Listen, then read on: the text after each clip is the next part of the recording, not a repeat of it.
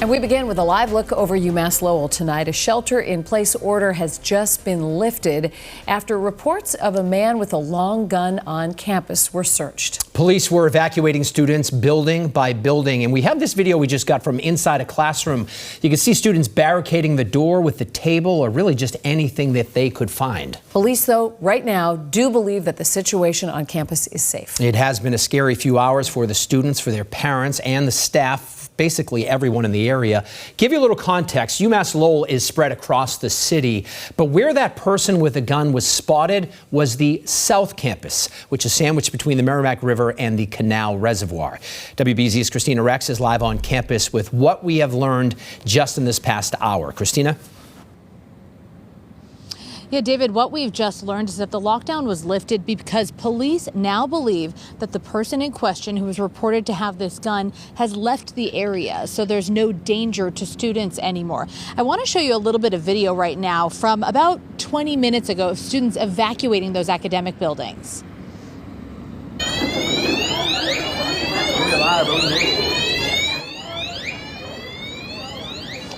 You can hear those alarms going off as crowds of students evacuated academic buildings. I spoke to some freshman boys who were inside that building, had been barricaded for a little over 2 hours.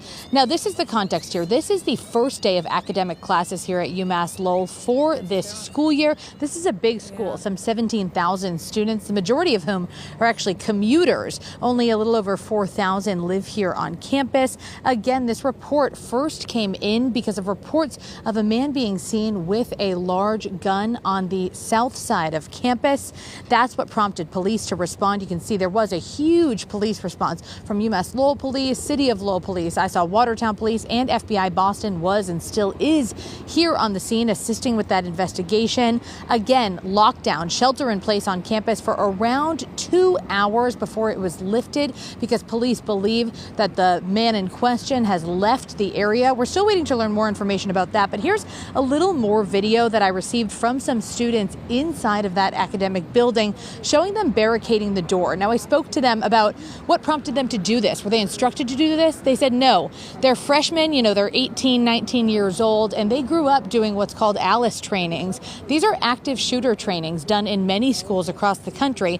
And so when they got the text on their phone in class on their first day of school, they knew that the right thing to do was to turn off the lights and barricade the doors. Here's a little bit more about what they told me about the experience.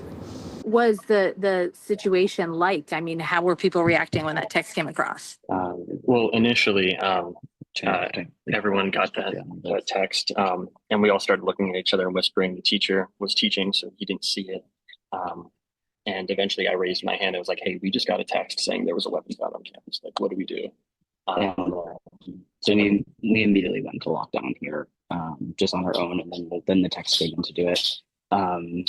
And then eventually we all just decided to barricade the door ourselves, using what knowledge we had from previous ALICE training that some of us had taken to just protect ourselves. And how are you feeling now? I mean, you've been on lockdown for how long in an academic building? Almost 2 hours.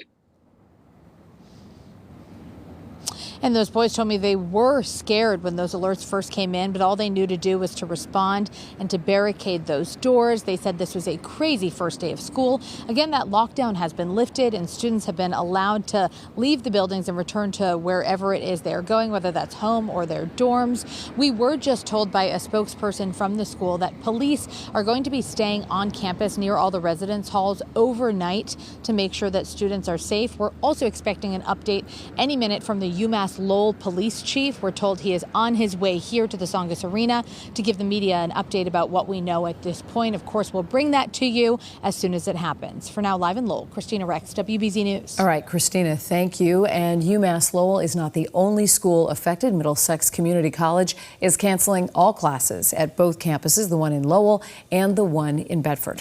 And we saw police scouring the UMass Lowell campus for hours. WBZ security analyst and former Boston Police Commissioner Ed Davis explained the security protocols that have to be followed. establish a perimeter and then secure the perimeter. So it takes a while. This building is not far from the riverbank. Someone could make their way down to the river and in a heavily wooded area down there. But the big concern is the buildings that the students are in and the teachers.